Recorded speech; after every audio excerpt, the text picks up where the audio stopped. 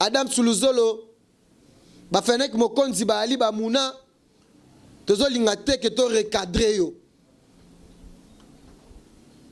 Créer actualité. Matissa Odima héritier ndenge to monaki Karine. Bato banda olinga héritier te balinga héritier pona Karine Mokonzi. Qu'est-ce que vous amenez?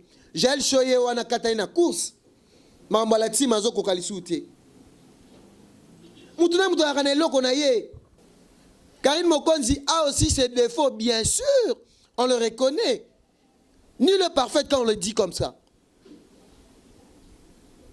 Tomoni va faire kili, affaire à voice, la révélation, c'est bien sûr. Tant que moni va bazo bimisa ba prophétie pour Karine Mokonzi, ça montre que Azan Lobo Kwanzambe. Moi aujourd'hui, Nazui souffle parce que Namoni que l'équipe est devenue solide. On me parle par rapport à notre frère Lekechou. Moi je dis, regardez, botalaka visage nanga. Végil Bakaïb Saranga Peggy Titan, tu parles de choses de Karine, tu dis, tu es clair et précise et tu es net. La vérité, rien que la vérité. Adam Suluzolo, tiens-toi à être prêt. Parce que la guerre est la guerre. Si tu ne veux pas la guerre, donc, Toto Senga Okimia. Parce que moi, si je ne dis pas, de Fenech Mokonzi vont parler. De Beki vont parler contre toi. Mais ta personnalité, ta dignité qu'on garde aujourd'hui, parce que tu as une image. Lelo Mike Lokamba qu'on a embrassé. Au dit campagne de déstabilisation, Mike Lokamba loba sur yo. Mike Lokamba. Aloba même que yo osa homosexuel. Mike Lokamba. Mais Karine Mokonzi t'appelait président. Il t'a pris toujours à Azaki toujours cause frère naye. Ngana biba fait tu dokenda. Nayo. Mais tu peux pas parler du mal boy. Le Juvenal qui parle aujourd'hui qu'il est choqué. J'ai la finga batukutu magamba komanami ra finga ba jres malele. Dans ce temps-là, il n'était pas choqué. Nakobimisa ba vérité Adam Suluzolo. Lelo nakobimisa ba vérité tantine na biso Marie Bongola ndenga zolinga abongisana Karine. Mais Karine, faites attention. Jaël Cho, merci beaucoup parce que repentance na yo tozo ke nango nanu, il faut te vérifier repentance. Parce que tu viens de comprendre que ba voice zobima oyo lelo komi kozala choqué. Parce que tu avais compris que ba mema ki on a erreur. Il faut t'avouer à moitié pardonner. Donc olimbi sabino nenge to limbisi Fenech Mokonzi lelo bomonete na page. Adam Suluzolo eza mafinga te eza ne awa tozolo bake Karine Mokonzi c'est ta sœur. Bino bobo sanaka Congolais bosanaka mabe. Abosanaka mabe donc abosani mabe ko pona mabe ya mokolo moko abosani yango. Est-ce que Karine Mokonzi lelo sujet na ye ezaka ya makambo la tim? Même pas. Osali diona Mike Lokamba o asila ki na ye. O bola musi na actualité. Makama papa matondo c'est papa matondo Peggy Titan fait éveiller. Je suis pas là pour parler à vie privée à Batou. Nakoloba vie privée à Mutute. Nako garder bandanga. Bandanga ezali ke masasi no sobat bako beta ngai ne mutu nazana comme antibal. Mon atie botalelanga Congo température ya maman Rosette et la fleur Nadambu. Après avoir défilé na ba site Pola, mais cette fois Congo Température TV. Désormais, suivez-nous sur cette chaîne. Congo Température TV. Congo Température. La patronne, Rosette la fleur d'amour, chaîne à solo. Émission religieuse. Théâtre, musique, environnement. Bah, émission sportive. Émission politique, donc, nulle part ailleurs. www.congotempérature.com. Nous avons information à temps réel. Congo Température. Et yena mo pepe asika. Ya tobina Congo Température. Et yena mo pepe asika. Merci na JP Kiama parce que après ces révélations, yango na ebisibino, bateau tout boza partout dans le monde. Mikolo Karine Mokonzi marque déposé tozoko bengaye McDonald's. Parce que McDonald's na mwana o azana kati ya libumu. Ayebi McDonald's na mwana o abota milobi. Mutu nyonso. Donc Karine Aza marque moko oyo aza ya batu nyonso oyo faut ba ya baza na référence na ye. Merci beaucoup na ba chers internautes tout o bozo pesanga confiance. Merci beaucoup à maman Katia Lelo et papa Dimi Placide. Depuis Paris, je vous remercie aussi. Ephraim Atendele, Babi le seul et l'unique. Je dis aussi un grand merci à Otto Zengamambu, ba conseil à Zope Sanga Peggy Titan. Alobi non Peggy Titan, il faut être sage. Continue toujours à défendre. Batbazo Benganga Peggy Titan, aujourd'hui tu as fait une équipe très solide. Et ça a un soutien. Il y a Karine Mokonzi. Yango émission na bino bolingaka mingi, analyse sur le net. O epesa makai pa ya ngai moko Peggy Titan. Ngai nazawana kaka uniquement pour na kosala bino ba analyse. Et merci beaucoup pour ma remarque na bino. Boka ngayango Karine Mokonzi, on va l'appeler McDonald. Marque est déposée. Parce que tout le monde dit Michael Jackson et qu'il n'a trop loin. Auto Zengamambo a pesi idée. Bato nyonso baza partout dans le monde. Bato lokola ba Patrick Bilan Fouamba. Clarbo Boula le mignon garçon de Paris le Babyface. Bana poto bana le monde entier. Analyse sur le net lelo. Nakobimisa ba vérité Adams Luzolo. Lelo nakobimisa ba vérité tantine biso Marie Bongola. Ndenga zolinga abongisana Karine. Mais Karine, faites attention. Tozana biso te pour na ko diviser. Parce que batumsu ba na politique divisé pour mieux régner. Biso a Peggy Titan en tant que rassembleur. JP Kiama a pesi ba détail na émission. Est-ce que vous comprenez que Peggy Titan aujourd'hui a dû faire révéler Bino, pas de faire comprendre Bino par rapport à la vérité aux sur Karine Mokonzi. Mamie Mola, je te dis un grand merci. Maman Agnès, depuis ma tantine chérie, depuis les États-Unis, n'a pas un grand merci. Un grand merci à Joe Lili Attal en chair et en os. Igor Mintou, Motema et Denis Fabian aussi, un grand merci. Maman Eugénie Kassai, un grand merci à toi. Marie-Louise Bolumbo en Belgique, notre maman, très sympa. Maman Arlette Matoko na Londres. Bana poto bana le monde entier na lobi ke lelo na eko panza Adams Luzolo. Ce qui Adams Luzolo na ebité aza vient nga mais par contre aromo ke makambo mabe. Pourquoi l'ingratitude? Na lobango bana poto bana le monde entier Peggy Titan finga ati. Pour ni soki likamoza entre frères et sœurs. Les loba tout va se plonger dans ma Karine. Pourquoi ça? Tout le coup actualité mususu. Les loba vérité que réseau bima Marie Bongola azo kende pas ya ser moko boye oh Karine ayo kela ka mingi. To loba vérité ka awa analyse sur le net. To bo ina bisoté parce que ser ayo comprendre qu'à chaque asala qui erreur grave ya ko kende na site wana oh ya déstabilisa oh ya ça que Karine longwa. To bo yangote. To bo yangote. Bana poto bana le monde entier to yebi ba information nyonso to kanaki ngai surtout ngana na Kinshasa mais nazana information Karine Keba Karine Mokonzi Keba parce que nazo benga ma donate parce que oza marque déposer mutu nyonso pona sala makambu il faut yo eza mabe ya kolobango maman Rosette la fleur d'Hambourg quand on dit que non tous à la capé tous à rapé les à côté nenge Shadak discorait d'Alobaka les à côté faut ezalaka. Les à côté na biso tozongo na bateau tout basali guerre tribale na habite ça guerre tribale contre nani contre Yesu. Karine Mokonzi a aussi ses défauts bien sûr on le reconnaît nul n'est parfait quand on le dit comme ça. Tout le monde va faire kili affaire à voice la révélation c'est bien sûr. Dans le moment où la prophétie pour Karine Mokonzi, ça montre que Azan Lobo Kwanzambe. Moi aujourd'hui, Nazui souffle parce que l'équipe est devenue solide.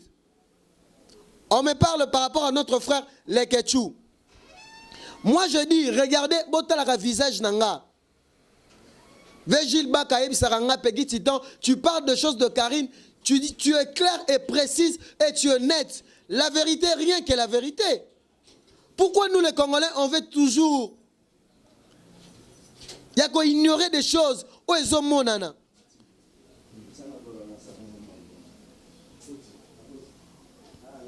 Moi je dis ça souvent. Si aujourd'hui les gens ont en train de me critiquer, mais aujourd'hui je suis fier de moi. JP Kiama a parlé. Aujourd'hui on va parler de Peggy Titan, la personne qui défend mieux. Je sais ce que je défends. C'est par rapport à quoi? C'est pas par rapport à l'intérêt. Mais c'est pour l'amour. Karine Mokonzi m'a fait voir devant des gens.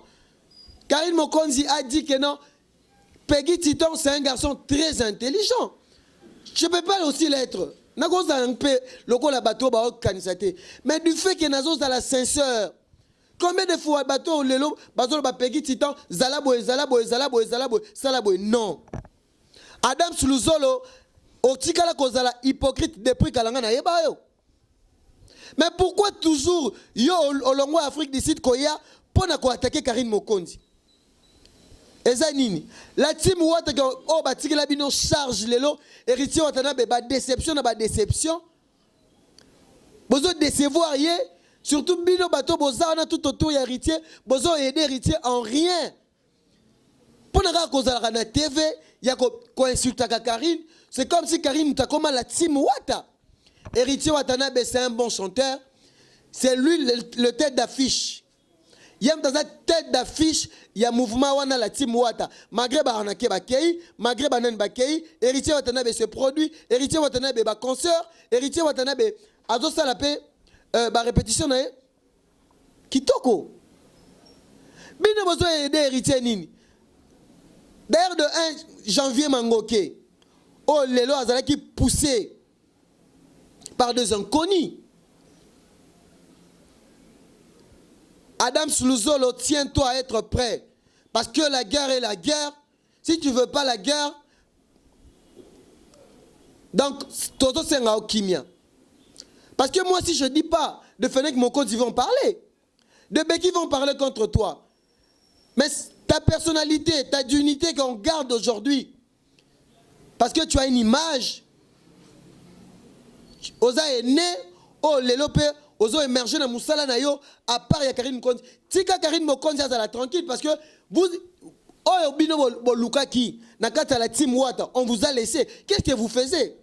Héritier Watanabe, Bozo Pesa Odimat Nini, oh Bozo Pesa, Naba cher internaute, oh Bazo Landabiso. Tandis que Bozo diminuer personnalité héritier. Boya Kosala ba compte à rendre mieux dans la caméra.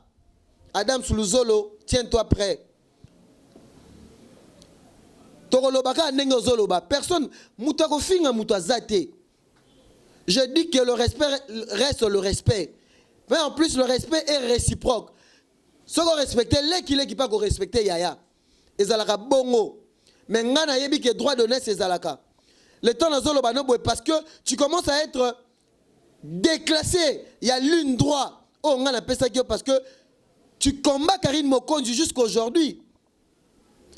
Lelo Mike Lokamboke qu'on embrassé. On dit campagne de déstabilisation Mike Lokamba loba sur yo. Mike Lokamba. Aloba même que yo osa homosexuel. Mike Lokamba. Mais Karine Mokonzi il t'appelait président. Il t'a pris toujours à Azaki toujours qu'on soit frère naye. Ngana bi ba fait do kenda. Nayo. Mais tu peux pas parler du mal boy. Lelo Juvenel qui parle aujourd'hui qu'il est choqué. J'ai la finga batukutu, maramba komanami, la finga ba jres malele. Dans ce temps-là, il n'était pas choqué. Nous voulons la paix. Balobiango, c'est lui qui veut la paix prépare la guerre. Balobango, naibite so balobabongo. Tu veux la paix? Olingi kimia. Mais pourquoi vous tous là, boza bongo wana? Boza belé. Comme on a mutumoko, l'actualité, il y a un orchestre na bino. Bozo mon que bino mo bopesa. Yango aujourd'hui, je le dis, ceux qui bogobenganga Sankara, bobenganga. Mais je parle il y a la réalité, actualité tout ça ngo sur le net. Papa Nabiso Jean-Pierre Bemaye, inaperçu. Liwe Munderi, inaperçu. Kofi Olomide, inaperçu. Vous voulez quoi pour Karine Mokonzi? Je reviens encore. na lisolo na wande ko yebisa Mike Lokamba lelo embrasser ye. Opesi lelo opportunité pour na ba yamba yo. Si vous parlez pas dans vos émissions le nom de Karine Mokonzi, ça vous fera quoi? Faisons aussi des émissions. Il y a faits sociaux. Faits sociaux, hein? Faits sociaux. Maman Rosette, l'affaire d'Amour, je te dis un grand merci parce que tu fais éveiller de chers internautes. Concernant notre cause, tous lutter nango, tous on a besoin de kimia, tous on a besoin de bayokana. Mais batuba komi koluka bayakana ba tricage. Botala lelo, des gens là oh lelo bazwa ki bango, pona ba corrompre bango, ba déstabiliser mona batu Karine. Botala la révélation. Il y a JP Kiama qui a dit Karine Mokonzi c'est la reine mère de l'internet. Ceux qui m'ont dit c'est là, ceux qui m'ont dit liboso na yo, ndima parce que yo un jour Dieu va t'aider, tu seras à la tête d'affiche. Ozala muto penzamba ko kamba opono kamba pe batu misusu. Mais biso ba congolais tolingi kondima eloko te. Tolingi kara place eloko malamu bazoloba. Biso to ya to ba mango mabanga pone kufa biso to sepela. Nana ngwa ko oboya ke Karine na mabena e. Je ne disconviens pas de vos remarques. Vous m'appelez. Mais si aujourd'hui na bimisele bino ba voice. Oh ba tumusu bazali ko détester comportement ya Marie Bongola. Mais je veux la paix. Nalingi kimia parce que sœur Nabiso anabi que Katina c'est Karine. Si aujourd'hui apparaître na télévision c'est Karine. Tiazo kene kolinga akomi koluka abongisa na Karine, malgré Karine azamabe yepa azamabe. Mais tous on a besoin de réconciliation moko boezala, il y a tricage té. Karine Mokonzi, jala vigilant, zala éveillé parce que batu lokola ba clairbo boulasi ba ningisi biso. To boy na bisoté. To zape reconnaissant dans notre sœur parce que to fonda penaïe. Mais aye baké, ce qui a zolinga à combattre Karine et ko simbate parce que elle avait vite compris que Karine Mokonzi a marque de poser. Ada plus que même Bakim Kardashian. Elle n'a que sungaye, banga ki basala, oh balobara, banga basala loko moko boye motuya. Mais pourquoi diable a continué pour la relation na bango kufa? Tokoye ba suite nango. Tokoye ba pe vérité nango. Parce que bino lelo bozo accuser Karine kaka. Mais bien sûr, ceux qui bozo accuser Karine, ba preuve na bino boya, oh Karine abotola, oh Karine bimana mobile, oh Karine sara boy. Bino nyonso bomona Karine comme poubelle, mais Karine za poubelle te Karine za lokola panier à offrande.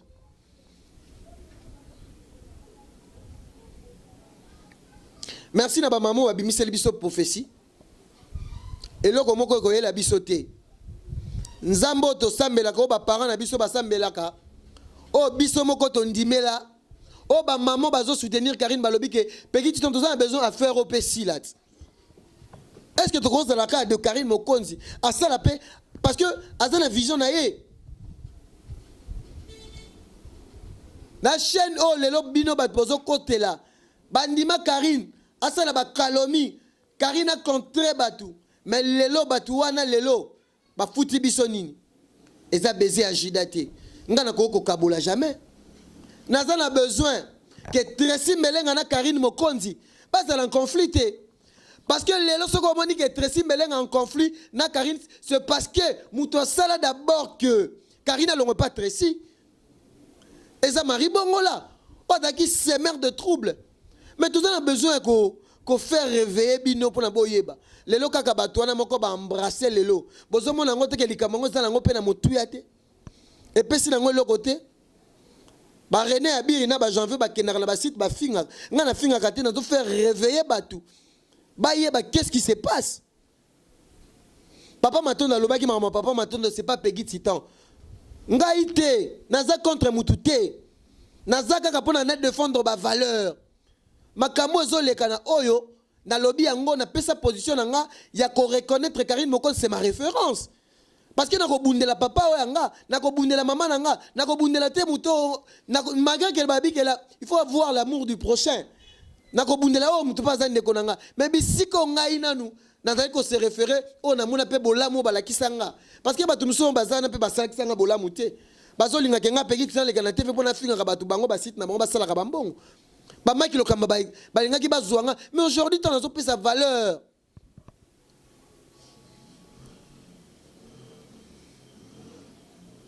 Adam Suluzolo, un homme averti à vos deux. Nous avons ce droit de réclamer notre victoire. Quand je dis la vérité des urnes, vous comprenez en côté. Daniel Safou de la presse, vous comprenez en côté. Karine Mokonzi, tokobenga yo mikolo yo internet mobima parce que mikolo bozo benga nga peki titan bâton de Moïse. Nazana bana nga bazana sima. Jaël Cho, merci beaucoup parce que repentance na yo tozo ke nango nanu il faut te vérifier repentance parce que tu viens de comprendre que ba voice zo bima oyo le loko mi kozala choqué parce que tu avais compris que ba mema ki on a erreur. Il faut t'avouer à moitié pardonner. Donc on lit Misabino, n'engage on lit Misi Fenek Mokonzi lelo bobonete na page. Karine Mokonzi a marqué déposé à la lumière. Yaona Sarabino c'est une fille modèle. Na caméra bomona ba comportement na ye. Mais en privé moi j'ai été avec elle. C'est une fille au alinga rabatu. Mais bato balingi était ba comprendre kazana eloko moko. Étoile bakangara yango te. Lelo Karine ngana kopesa au conseil. Bisiko zomona bat bazolo boza mabe luka mona ke malamu na yo ou bien malamu na ko tuté parce que on a mokilo bat ba reconnaître balon ma bato baté mais talana nous amour au bateau lelo balingio plus de 1 million de personnes na ba chinois na ba japonais ba komo ko benga yo McDonald's Kim Kardashian ya Congo talana nous souci pe ba fan na yo yo kaka malobani balobaka salele elengeli nini bango balingi Chada Guskore d'Abyss n'a peggy titan analyse sur le net et ils ont fait réveiller Batou. Adam Suluzolo, Eza ma fingate, Eza ne Awatozolo Bake, Karine Mokonzi c'est ta sœur, Bino Bobo Sanaka, Kongola Bosanaka Mabe, Abosanaka Mabe, donc Abosani Mabe ko, Pona, Mabe à Mokolomoko, Abosani Ango. Est-ce que Karine Mokonzi lelo sujet na ye? Ezakaka ya makambo la tsim même pas au sali diona Mike Lokamba o asila ki na ye o bola musi na actualité makambo papa matondo c'est papa matondo peki ti t'en fait éveiller je suis pas là pour parler à vie privée à batu na koloba vie privée à mutute na ko garder bandanga ezali ke masasi no so bat bako beta ngai ne mutu nazana comme antibal. Adam Suluzolo, ba Fenek Mokonzi ba ali ba muna, tozo lingate que to recadrer yo. Créer actualité. Matissa Odima ti héritier ndenge to mona ki Karine. Bato banda olinga héritier te balinga héritier pona Karine Mokonzi. Qu'est-ce que vous amenez? Jaël Choye wana kata na course. Mambala ti mazo ko kalisuté. Mutuna muto akana eloko na ye. Mutuna mutazana eloko na ye o nzamba pesa ye ata bino bosali nyonso nga nazo défendre Karine na mabe na ye na malamu na ye moi j'emballe pas ça mais nazo sala pe ba remarque concernant Karine yango na lobi Karine talaka o ba fan balobaka parce que Karine est plus aimée que biso nyonso to na kati internet mutu ni na tombola le sapina ye azana plus de 2000 personnes o bazo soutenir ye physiquement moralement et financièrement. Karine yo kaka conseil. Ngai pe bazo pesa nga conseil. Ba mama Katia lelo bazo pesa nga conseil. Ba papa Dimi Placide bazo pesa nga conseil. Ba Emani Kialanda bazo pesa nga conseil depuis Londres. Ba mama Karine Djamba azo pesa nga pe conseil. Ba mama Solange ba pesa nga conseil. Ba mami Mola. Maman Alex Matoko na Londres pesa nga conseil. Merci beaucoup na venanga JP Kiama na site na yo parce que tu as fait révéler des choses concernant Peggy Titan. alobi yango bien. Bitumba, bitumba yo bunda olonga, bitumba, bitumba yo bunda olonga, bitumba, bitumba yo bunda olonga, bitumba. Nzambe wana ya Karine Mokonzi, nzambe wana ya ser na biso Marie Misamu wa kolamuka na makambu oyo. Preuve ne bozo bokomi komona yango na basine.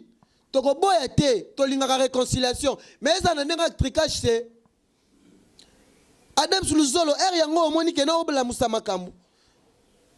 Bat bakomo bengo sa mitema. Nzambe kutu mwana nzambe Jésus-Christ.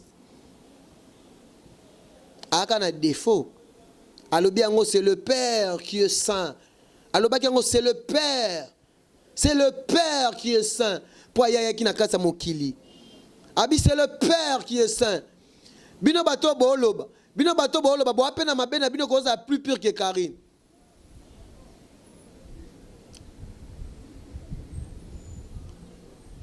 La charité bien ordonnée commence par soi-même. Adam Suluzolo za vient nanga mais keba ko dépasser ba limite c'était pour Karine Mokonzi. Oyebi lelo ti lelo ba benga pe président c'est grâce à elle. Elle a commencé la chronique et non, elle a commencé à bandaki non na Messie Moroboy. Te a bandé ko apparaître moi mukie. Héritier bandé ko simba Karine na loboko.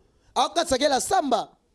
So bito ba lobaka ba vérité concernant héritier Watanabe to loba yango te. Mais si lelo héritier Watanabe a récompensé Karine, a reconnaître Karine, a yebi bisika ba uti. A yebi pe loko nini. So lelo to bandé lobake batu muso ba détruisa ki bolenge ya Karine Mokonzi. Parce que Karine Mokonzi azaki wana ko soutenir musique et surtout ko soutenir héritier Watanabe avant que tu Adam Suluzolo comme mutoa. O comme chroniqueur. Yaya kolanda ba yo loengete. La personne oyo c'est une émission Maki Lokamba, il est plus dangereux. Azaki tout très dangereux. L'actualité bola moussier. Tu étais en Afrique du Sud. Batu balobaki mabe na yo ozo kemba. Omona ki biso ba pekiti tonto yaki koloba mabe na yo. Tokolobate. Maintenant que tout le monde qui est fan, c'est quoi en fait entre Karine et Adams? Tu es notre frère. Tu as été toujours notre frère. Malgré la rivalité, mais Karine Mokonzi azaki na kata la team, aiki na kata la team wata. Yo yebi to kena no babiloko belé. To zala na yo. O garda kutu nyamako o asalaka bêtise.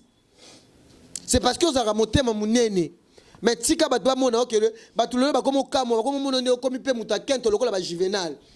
Président, vous avez dit que vous avez monté depuis Internet. Vous avez monté un garçon qui a bien indiqué malgré que a pété la bombe.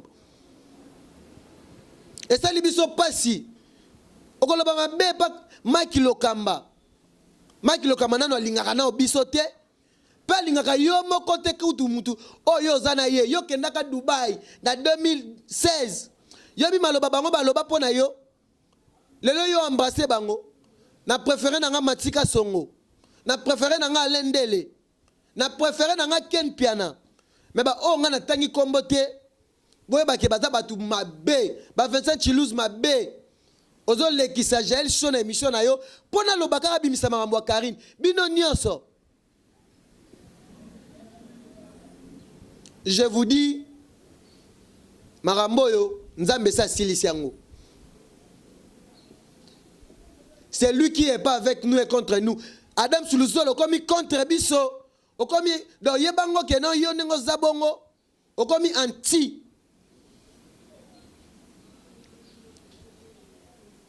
Dans ton moment, on a un suspect. Karina batukutu makamboza ebele kili kili. Makambo orchestre na bino lelo lobela na nous départ à ba musicien. Parce que yone mutotika la wana ozalaka wana ozalaka héritier ba image na ba mbolo na ba René Abiri o basala ke l'autre côté bozo aider héritier watana bete. Bo pesanga ka la team wana 2 semaines. Na ko lakisa bino parce que ngana ko kota tina administration vena nga koko Ruben a ebi. Botala ba Charlie Pakalingo, batala ba sort, ba résultat yango, ya ba confiance. Karine a pesa bino confiance le bozongi selier, donc bozongi selier ne poubelle. Pour la confiance. Bino boyi ba sans sa pardon. M'takoyeba moi sans sa pardon muke ya Ken Pian. Pour na Ken Pian sincèrement. Mais to lingi ke bato no se baza contre Karine ba contre biso. Eza ndeko na bino boko soutenir yet. Bozo mona kaka ke mais bino moko na mitema na bino boye baka yango. Bana poto bana le monde entier bo banga te pegi titan. Si ba pesinga komba Daniel Safu na tikala ki makolongulu pona la bino symbole. Naza koko ya fumu kimbangu. Naza makile ya ba tatu kalonji. Ya ba mulo pue. Bitumba, bitumba yo bunda yo longa, bitumba, bitumba yo bunda yo longa. Karine Mokonzi avec Dieu nous vaincrons. Toko longa bango na internet jipe kia masia ebisi bango ke toko longa bango naza pe conquérant ya mutute naza na concurrence ya mutute nazo lo bakaka vérité. Viens na ngatre simbelenga eloko nini esalaki yo. Na yebaka droit d'aînesse. Nazolo ba par rapport à l'actualité. Na âge boy. Tesi ava mukolo nanga. Mais makambo saleza soni. Na mwasi na ye. Oh lelo bango na Karine bakoye ko suka na niveau na te nenge ba kepoto parce que bango ba bandana relation na Karine depuis Kinshasa. Lelo esopi bango. Bodo tala traître juvénal te akiti sukutu akomo kiti sa chaîne bogolo ba bongo te ba abonné nyonso ba sabonaki Adam Suluzolo o eza avertissement et recadrement parce que deuxième partie pe rozala mais to linga ke bato zo s'embrasser d'abord no balinga kayote balingi otanga kombo Karine pona o mimiser yo continue campagne de déstabilisation Karine o comme cible rouge de lo batu ba bengi ngai boye ngai nazana besoin batu ba kankisanga te parce que je parle la vérité ba image na ngai na kenake pas inspecteur dit que lequel a lobby Peggy Titan na ba intellectuel na kati internet yo za parmi o cause la sauvegarder. Mais ba misusu ba chroniqueur tinyoso et comme ma recensement au lobby français a bientôt ben batio ba benga ngoni casting devant l'écran il y a qu'on présenter émission pendant 10 minutes batala ce qu'on a la compétence na bi vie tika banoko ba ya misu bazo luka kwanga to tika bango mais jipe kia ma yebisi bino auto zenga mambu pesa lobby abi Peggy Titan reste la révélation de l'année 2019, c'est notre année. Tous avons besoin de makambo ici la tolo bela actualité parce qu'on est là pour communiquer, informer. Bon, t'as la mission de dans l'orchestre na bino na Karine. Makamuna bino ezala makamuna bino. Bon ça la repousser. Repentance en général chose ça la paix malam. Mais Fiviette Mayam manako momo on dirait yo pozo lingaso kota na actualité. Ici de bongisaki. Parce que tu oses à Karine, si tu oses à Karine, moi Peggy Titan, je viens, je déclenche. Je parle rien que la vérité sur toi, sur ta vie. Parce que c'est la jalousie. Pourquoi si ça peut m'aramouangout? M'aramouangout l'onga qui chasse et lundi Karine tina poto. Otika mona batu pas dans la famille nae. Aluka pe balé qui n'a pas tout moi différent dans la bateau pas ko sunga. Malgré ba ingratitude, il y a ba janvier. Oh là là, comme il aura la monstre. Là, on comprend René Abirité.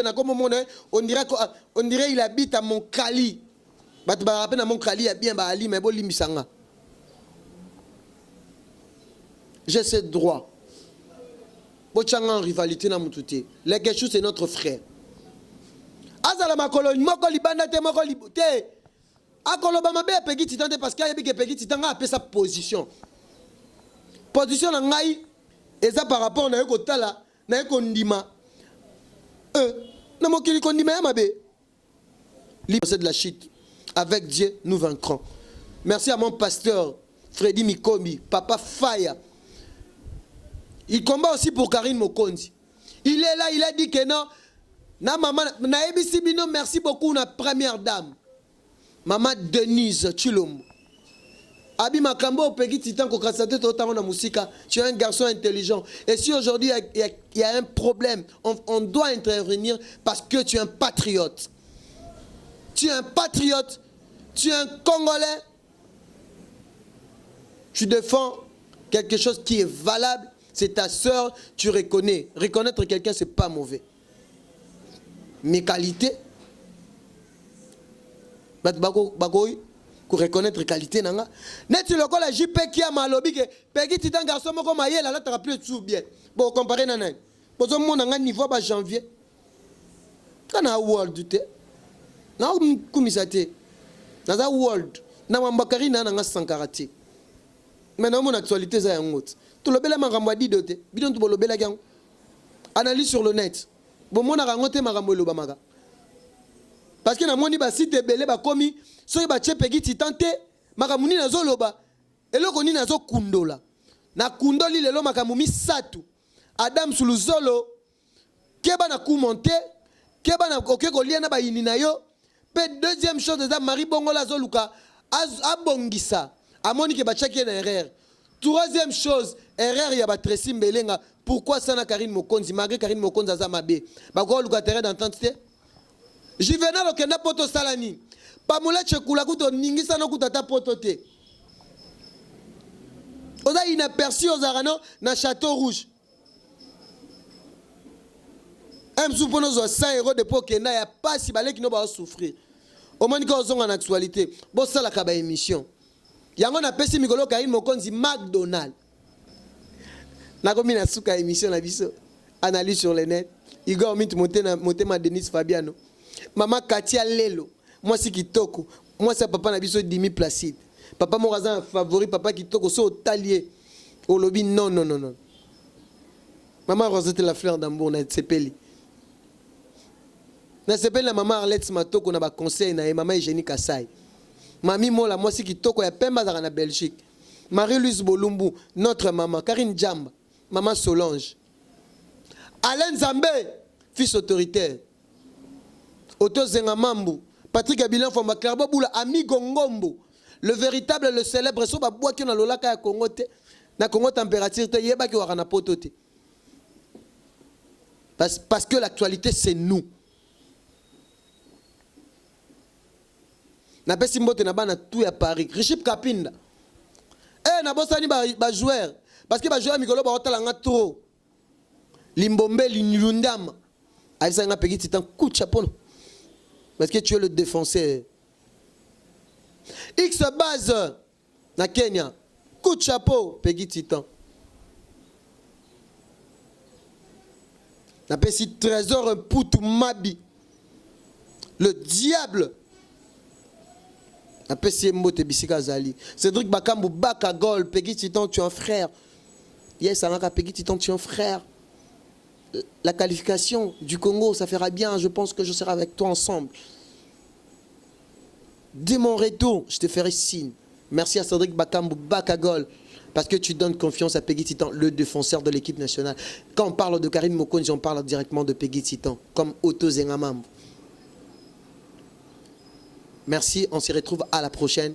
Merci à l'équipe technique qui m'a accompagné. Shadak Discored. Christian Moukine à la régie finale. Blaise Baston, je te dis un grand merci avec ta femme, Virginie Baston. Le monde entier. Bato Toubolingaranga. Napesibino, merci. On se retrouve à la prochaine. Toujours na même chaîne. Congo Température Télévision de Maman Rosette La Fernambo. Bye. Mon atier, botalelanga. Congo Température, ya Maman Rosette La Fleur. Nadambu. Après avoir défilé là-bas, c'était Pola, mais cette fois-ci. Congo Température TV. Désormais, suivez-nous sur cette chaîne. Congo Température TV. Congo Température. La patronne Rosette La Fleur d'Amour, chaîne à solo. Émission religieuse. Théâtre, musique, environnement. Émission sportive. Émission politique, donc, nulle part ailleurs.